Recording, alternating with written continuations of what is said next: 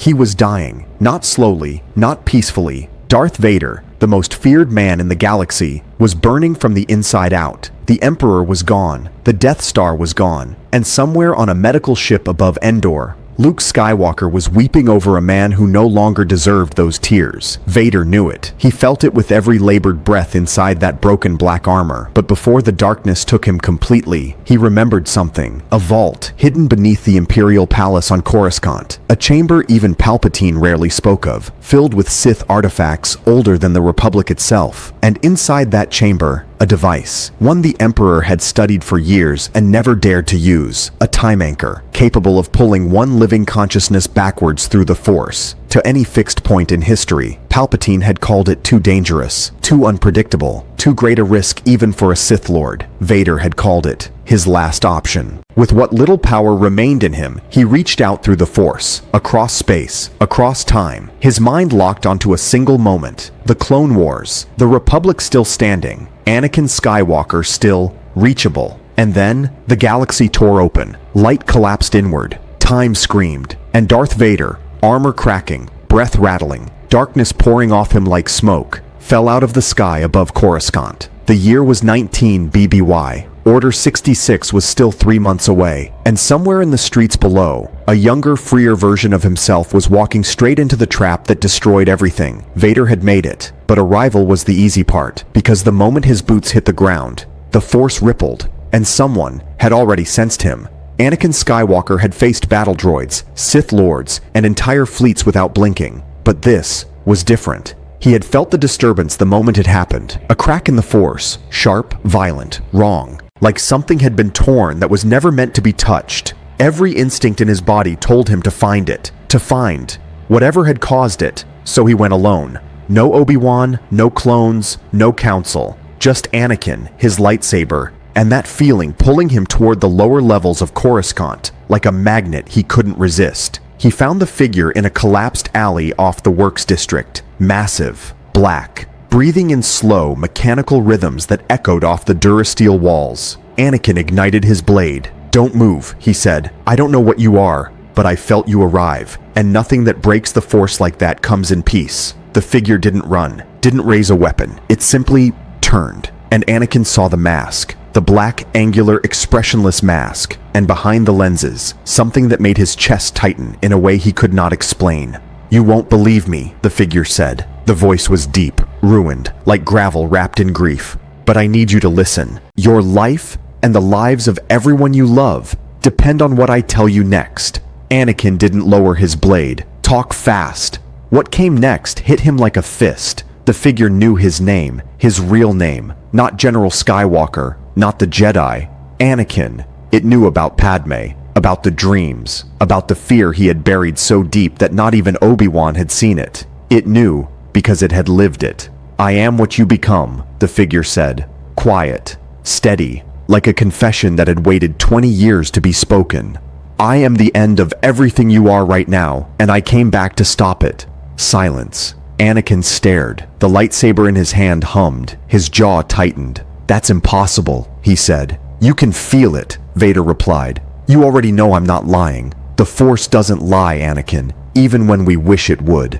And the worst part? He was right. Because beneath the anger, beneath the disbelief, beneath every Jedi instinct screaming at him to walk away, Anakin could feel it. The connection between them, dark and broken and undeniable, like looking into a mirror that showed not your face, but your fate. His blade stayed up, his breathing stayed controlled, but his eyes told a different story.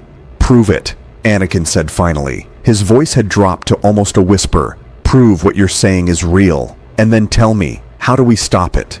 Vader reached up slowly and began to remove the mask. What Anakin saw beneath it broke something open inside him that he would never fully close again. And 3 levels above them, a Jedi sensor had just flagged an unregistered Force signature in the lower city. The Council had been alerted. Anakin couldn't speak. He just stood there, staring at the face beneath the mask, scarred, pale, hollow in the way that only decades of suffering can hollow a man out. His own face, older, destroyed, barely recognizable beneath the damage, but his. Vader let him look. He didn't rush it. He understood because he remembered exactly what this moment felt like from the other side. Finally, Anakin found his voice. "Padme," he said, "just the name, nothing else." Vader closed his eyes. "She dies," he said quietly, "and the reason she dies is me." What followed was not a speech. It wasn't a warning or a lecture. It was a confession. Vader told him everything. He told him about the dreams, how Palpatine had found them, studied them, and sharpened them into a weapon aimed directly at Anakin's greatest fear. He told him how the Chancellor had spent years carefully positioning himself as the one man Anakin could trust, feeding him doubt, feeding him resentment toward the Council, building a wall between Anakin and every person who might have helped him see clearly. He told him about the night in Palpatine's office, the moment Mace Windu fell, the moment Anakin made the choice that split the galaxy in two. He told him that the power Palpatine promised, the power to save Padme, never existed. He invented it, Vader said. His voice didn't shake. It had moved past shaking a long time ago. There was no secret, no ancient Sith knowledge that could cheat death. He created the fear,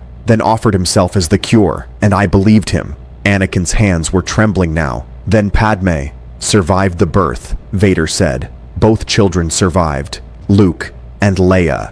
Anakin went very still. She didn't die in childbirth. The medical droid said she lost the will to live. Vader looked directly at him. She lost it because of what I became. Because she watched me choose Palpatine over everything we built together. The dark side didn't save her, Anakin. It killed her. I killed her. Just slowly and without a single blade. The silence between them was enormous. Anakin sat down against the alley wall, lightsaber off, hands loose at his sides. The look on his face wasn't anger anymore. It was something quieter and far more dangerous. It was understanding. "He's been planning this since I was a child," Anakin said. "Not a question. Since Naboo," Vader confirmed. "Maybe before. You were never a person to him. You were an asset. A weapon he spent decades loading before he finally pulled the trigger." Anakin stared at the ground, processing, recalibrating, every memory of Palpatine rearranging itself into something sinister and precise. Then he looked up, and in his eyes was something Vader had not seen in a very, very long time. Clarity. "We have to warn the Council," Anakin said. Vader shook his head slowly. "The Council won't listen, not to me, and not to you, not without proof." He paused. "But there is someone who might. Someone Palpatine has not yet managed to turn against you." He said a name, and Anakin's jaw tightened, because that name changed everything about what came next. Above the Works District, 3 LAAT gunships were descending fast through the Coruscant clouds. The Jedi Council hadn't sent investigators. They had sent Mace Windu. The gunships hit the ground hard. Mace Windu stepped out before the landing struts had fully settled. 4 senior Jedi flanked him. Clone troopers fanned out across every exit. His purple blade was not yet drawn, but his hand was already resting on the hilt. He had felt the signature from the council chamber. Dark, enormous, ancient in a way that made the Force itself feel uneasy. Whatever had landed in the Works District was not something the Order could afford to ignore. What he did not expect was Anakin Skywalker standing directly in front of it. Arms out, blocking the path. Windu stopped. "Step aside, Skywalker." "Not yet." Anakin's voice was calm, controlled, the kind of controlled that comes right before something breaks. "You need to hear what he has to say first, Master Windu, all of it." Windu's eyes moved past Anakin to the massive armored figure behind him. The mask was back in place. The breathing was slow and mechanical, but the dark side rolled off him in waves that every Jedi present could feel pressing against their chest. "That thing," Windu said evenly, "is a Sith, and my responsibility is clear." "He's not," Anakin caught himself, steadied. "It's more complicated than that. It never isn't with you." Vader did not move. He stood exactly where he was, both hands visible, no weapon drawn. He had made that choice deliberately. He understood Mace Windu better than almost anyone alive. The man responded to aggression with absolute precision, but hesitation he would study. "Master Windu," Vader said. His ruined voice cut through the tension like a blade. "You don't trust me. That is correct. You shouldn't. But I am asking for 1 hour, not freedom, not asylum. 1 hour in front of the full council, with Anakin present. After that, if you still want to put me in a cell, I won't resist." Windu said nothing. His eyes stayed fixed, unreadable. "He knows things," Anakin pressed, "about Palpatine, about a plot that is already in motion, right now, against every Jedi in this order. Master Windu, if even half of what he told me is true." "Palpatine," Windu repeated, flat, careful. Yes. Something shifted behind Windu's eyes, almost invisible, but Anakin caught it, because the truth was, the Council had already been watching Palpatine, quietly, carefully. For months, doubts had been building behind closed doors, whispers that the Chancellor's wartime powers had stretched far beyond anything the Republic had sanctioned. Nothing confirmed, nothing provable, until now. Windu looked at Vader for a long moment, then he looked at Anakin. 1 hour, he said quietly. Council chamber, full session. He pointed at Vader directly. He arrives in restraints. He speaks only when spoken to. And if I sense, for even 1 second, that the dark side is being used in that room. Understood, Vader said. Windu turned back toward the gunship without another word. Anakin exhaled slowly. He had bought them the meeting. He had bought them the chance. But as he glanced back at Vader, he saw something in those damaged eyes that unsettled him. Not relief, not gratitude, calculation, like a man who already knew exactly how this next hour would go, and was quietly preparing for what came after it. The council chamber was waiting. 12 masters, 1 impossible witness, and a secret so large that by the time it was finished being told, nothing in the Republic would ever look the same again, especially not Palpatine, who, at that exact moment, was already being informed that Anakin Skywalker had been seen with an unidentified dark side user in the lower city. The Chancellor smiled and moved his plans forward by 30 days. Palpatine stood at the window of his private office and looked out over Coruscant. He wasn't smiling anymore. The report on his desk was short, 3 sentences, an unidentified dark side presence, enormous power signature, Anakin Skywalker, seen with it willingly. He had read it twice, then set it down very carefully, the way a man sets down something fragile when he is fighting the urge to crush it. In 50 years of planning, nothing had arrived uninvited, until now. He moved to the secondary chamber behind his office, a room that did not exist on any Senate floor plan. Inside it, a single holographic console, hardwired to every clone battalion across the galaxy. The signal that would activate it was the most powerful and most protected piece of code in the Republic's military history. Order 66. The original plan was elegant, patient. Another 3 months of careful positioning. Anakin fully turned, the Jedi isolated, the Senate neutered, and then the galaxy would fold like paper. But patience had a limit. If Anakin had been told the truth, even part of it, the trap was compromised. The asset was compromised. And a compromised asset in Palpatine's world became a liability the moment you turned your back on it. He would not be turning his back. He pulled up the clone command network. His fingers moved across the console slowly, deliberately. He pushed the activation window forward. Not 3 months, 48 hours. But Palpatine was too precise a man to rely on one move. He opened a second channel. This one went to a single recipient, Commander Fox, head of the Coruscant Guard. The order was simple, surgical, dressed up in the language of Republic security protocol. The unidentified darkside user in the lower city was to be classified as a direct threat to the Chancellor's safety. Lethal force was authorized. Then he opened a third channel. This one was different. No clone network, no Republic frequency. This one went to a private comm unit inside the Jedi Temple itself. A unit registered to no one on the Order's official roster. It rang twice before someone answered. "It's happening now," Palpatine said. No greeting, no pleasantries. "The Skywalker situation has moved beyond containment. I need the Council chamber compromise before that meeting concludes. Whatever they hear in that room cannot leave it." A pause on the other end. "That will expose me," the voice replied. "Yes," Palpatine said simply. "It will. But you will be generously compensated, and you will be on the right side of history when this is over." Another pause. Then, "It will be done." Palpatine closed the channel. He walked back to the window. Coruscant stretched endlessly below him. Billions of lives, billions of moving pieces, all of them completely unaware that the game had just shifted beneath their feet. He had not panicked. He never panicked. He had simply recalibrated. The Jedi thought they were walking into a council meeting. They were walking into the beginning of their end. And Anakin Skywalker, standing in that chamber right now, believing he had finally found a way to fix everything, was about to watch it all collapse. Again. In the council chamber, Vader had just begun to speak. He had said 4 sentences, and already, 2 of the 12 masters in that room were exchanging glances that had nothing to do with what he was telling them. Someone in that chamber was not there to listen. Someone in that chamber was already reaching, very slowly, for their comm unit.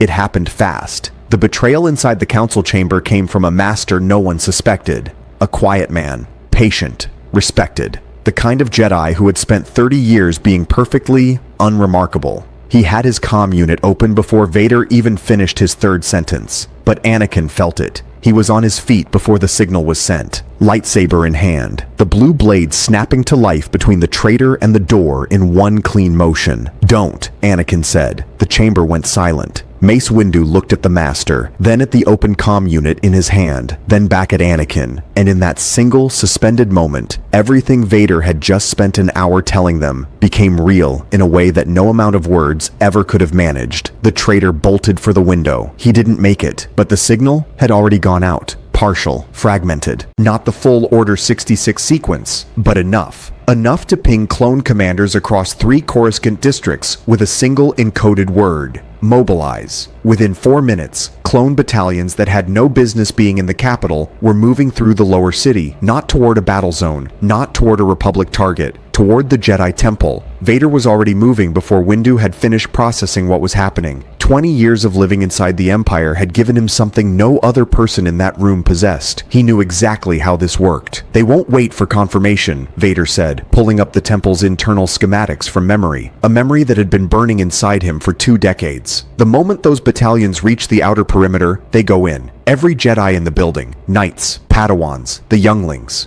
The word landed like a stone in still water. Anakin turned. "How long do we have?" 11 minutes, maybe 12. Windu was already on his feet, orders firing through the council in rapid succession. Temple lockdown, all Jedi recalled, civilian channels cleared. The room transformed from a deliberating body into a command center in under 60 seconds. But Vader grabbed Anakin's arm before he could move with the others. "The battalions aren't the only problem," he said. "Palpatine will know the signal was compromised, which means he has one move left." He paused. He goes for the transmitter, the central clone command relay, the one hardwired into the Senate district. If he broadcasts the full Order 66 signal directly from there, it doesn't matter what we stop here. Every clone across the galaxy activates simultaneously. Anakin stared at him. "Then we go for the transmitter." "Yes, both of us." Vader looked at him steadily. "Both of us." What followed was something the galaxy had never seen, had never been designed to see. 2 Skywalkers, moving through the streets of Coruscant like one person split across time. The younger one fast, instinctive, burning with the kind of raw power that made clone troopers hesitate before raising their weapons. The older one slower but immovable, reading every ambush before it formed, cutting through resistance with the exhausted precision of a man who had survived wars that hadn't happened yet. They moved in total silence. No commands, no coordination.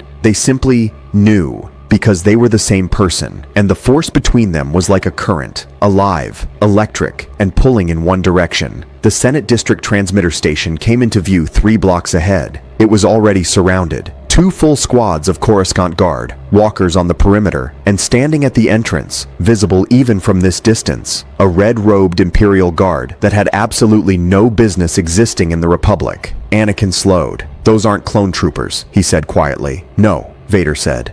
"Those are his personal guard," which means he didn't finish the sentence. He didn't need to, because at that exact moment, the doors to the transmitter station opened from the inside, and Palpatine walked out, not running, not hiding, robes perfectly arranged, hands folded, that familiar patient smile sitting on his face like it had been painted there. He looked directly at Vader, and then at Anakin. "My boys," he said softly, almost warmly. "I had wondered how long it would take." Anakin's blade was up, Vader's was up, and Palpatine hadn't reached for anything, which meant he had already done what he came here to do. The transmitter station behind him was glowing. The signal was already broadcasting. The signal was broadcasting. Somewhere across the galaxy, on a ship above Kashyyyk, in a trench on Megiddo, in the jungles of Felucia, clone commanders were receiving the order. Hands were moving toward weapons. Jedi were turning their backs at precisely the wrong moment. It had already started, and Palpatine simply stood there, watching both of them absorb that reality, letting it land, letting the weight of it press down on them the way only he knew how to arrange despair. "You cannot stop what is already moving," he said, gentle, almost sympathetic. "You of all people should understand that." His eyes moved to Vader. "Shouldn't you?" Vader said nothing, but his grip on his lightsaber tightened. Anakin moved first. He came in fast and clean, the kind of attack that left no room for theatrics. Palpatine met it without blinking. The red blade appeared from nowhere, the movement beneath those robes suddenly fluid and enormous, and nothing like the frail old man who sat in Senate chambers listening patiently to other people speak. This was the Sith Lord, finally visible. Vader came in from the left. For 30 seconds, the three of them moved like a storm across the Senate plaza. Blade against blade against blade. The air cracking with each collision. Clone troopers on the perimeter frozen, unable to fire without risking the Chancellor. The red-robed guards held their line but did not advance. Palpatine was enjoying it. That was the terrible part. He was smiling between strikes, reading both of them simultaneously, using their shared instincts against them, anticipating Anakin by watching Vader, anticipating Vader by watching Anakin, because he had studied both of them for decades, and he was better at this than either of them wanted to admit. Vader took the first hit, a force burst, compressed and brutal, that sent him sliding 30 feet across the plaza and cracking into the base of a Senate column. The armor absorbed most of it. His body absorbed the rest. He got up, slower than before. Anakin pressed harder, anger rising now, that familiar heat starting to build behind his eyes. And Vader saw it. Saw the exact moment where the emotion began tipping from fuel into something more dangerous. Anakin, his voice came out sharp, urgent. Stay level, that is what he wants. That is always what he wants. Anakin pulled back, steadied,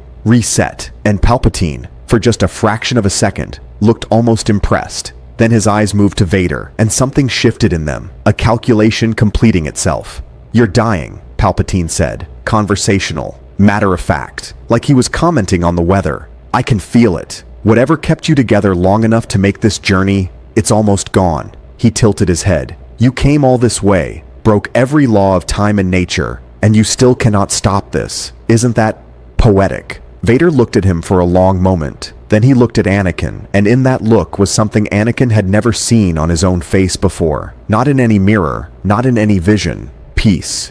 "Shut down the transmitter," Vader said quietly. "The manual override is inside the east panel. 40 seconds if you move right now." Anakin frowned. "We fight him together." "Anakin," his voice did not waver. "Go." He was already turning back toward Palpatine when he said it. What happened next lasted less than a minute. Vader drove Palpatine back, hard, reckless, burning every last reserve he had left. Not to win. He knew he couldn't win. He had never been walking out of this plaza. He had known that since the moment he fell out of the sky above Coruscant. But 40 seconds. He could give Anakin 40 seconds. He took everything Palpatine threw at him. Lightning, blade strikes, force pressure that should have folded him completely. He absorbed it and kept moving forward. Keep him occupied. Keep him focused here. Keep him away from that panel for 40 more seconds. 30. 20. The lightning came in full now. Both hands, unrestricted. Vader dropped to one knee. 10 seconds. He raised his blade one final time. And then, the transmitter station behind them went dark.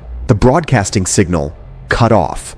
Palpatine turned toward it, fury breaking across his face for the first time. Real fury, uncontrolled, ugly, and in that single unguarded moment, Vader was already gone. He was on the ground, armor split across the chest, breathing rattling in that terrible, familiar rhythm. The force around him, very quiet now, like a tide going out.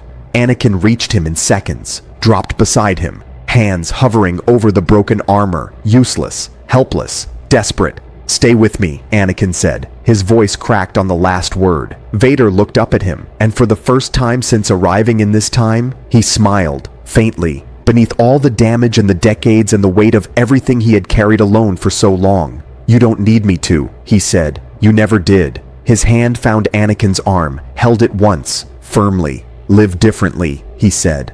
"That's all. Just live differently." The breathing slowed, and then stopped. Anakin knelt there for a long moment that felt like it lasted years. Around him, clone commanders across the galaxy were receiving a second signal. A counter-transmission fired the moment the override activated, recalling the order. Not everywhere, not perfectly, but enough. Enough to matter. Behind him, he could hear Palpatine moving, recovering, recalculating. The Chancellor was not finished, not even close.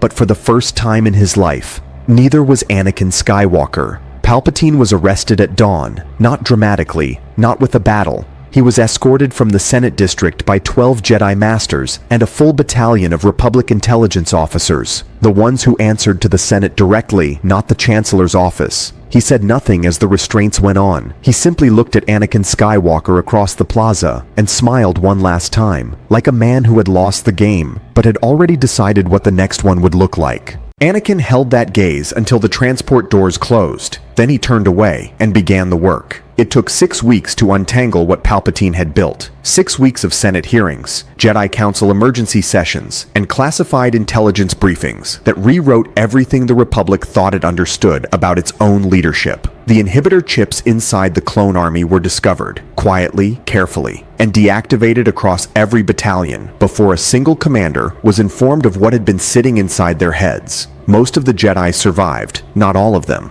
The signal had gone out partially before the override hit. 11 Jedi were killed in the 3 minutes between broadcast and shutdown. 11 names that the Order would carry forward as the cost of being 60 seconds too slow. Anakin carried them differently than the others did, because he knew, in a way no one else in the Order could fully understand, exactly how many more names there should have been on that list. The Republic did not become an empire, but it did not stay the same Republic either. The Senate voted within a month to dissolve emergency wartime powers. Every expansion Palpatine had quietly accumulated over years of careful legislation, stripped back in a single session. It was messy, contentious. 3 senators walked out. 2 more tried to delay the vote on procedural grounds. Bail Organa pushed it through anyway. The Jedi Order reopened its relationship with the Senate under a new framework, one built on transparency instead of unspoken authority. Obi-Wan Kenobi, to absolutely no one's surprise, spent 3 months writing most of it himself. And Anakin went home to Padme. He told her everything, not the political version, not the cleaned-up briefing that went to the council. Everything. The alley in the lower city. The face beneath the mask. The things Vader had said about her, about the children, about the will to live and what breaks it. Padme listened without interrupting. When he finished, she was quiet for a long time. Then she reached across the table and took his hand. "So, we have a future," she said.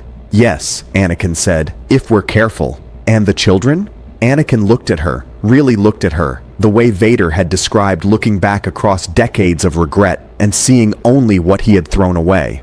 "Luke," he said, "and Leia." She hadn't told him yet.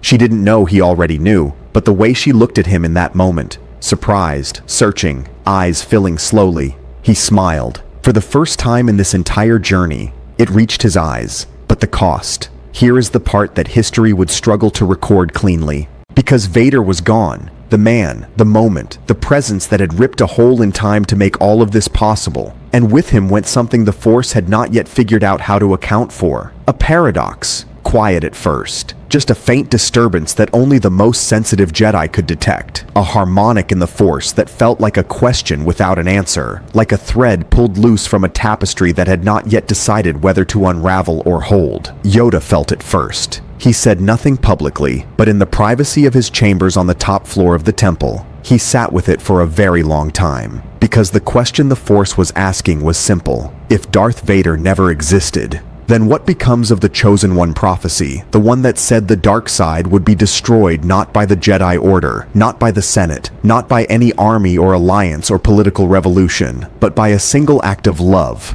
from a father, saving a son. That moment had already happened. But not the way the prophecy intended, and somewhere in the deep architecture of the Force, in the place where destiny is not written but weighted, something was shifting, adjusting, searching for a new shape. The dark side was not gone. Palpatine was captured, not destroyed, and the darkness that had moved through him had existed long before he had a name for it, and would exist long after the Senate finished its trial. It was patient. It had always been patient. And now, it was looking for a new door. Anakin stood on the veranda of the Coruscant apartment that evening. The city stretched endlessly below him, lights blooming to life as the sun dropped below the horizon. Somewhere in the distance, a transport ship moved slowly through the upper lanes, running lights blinking in a steady rhythm. He thought about Vader, about the scarred face beneath the mask, the ruined voice. The mechanical breathing that had replaced something that was once alive and whole and full of exactly the same hunger and love and fear that Anakin still carried right now. He thought about what it must have cost him to come back, knowing it might not work, knowing the time anchor might kill him before he arrived, knowing that even if he made it, he was walking into a past he had already destroyed once, with nothing but a broken body, and the hope that this time, just this time,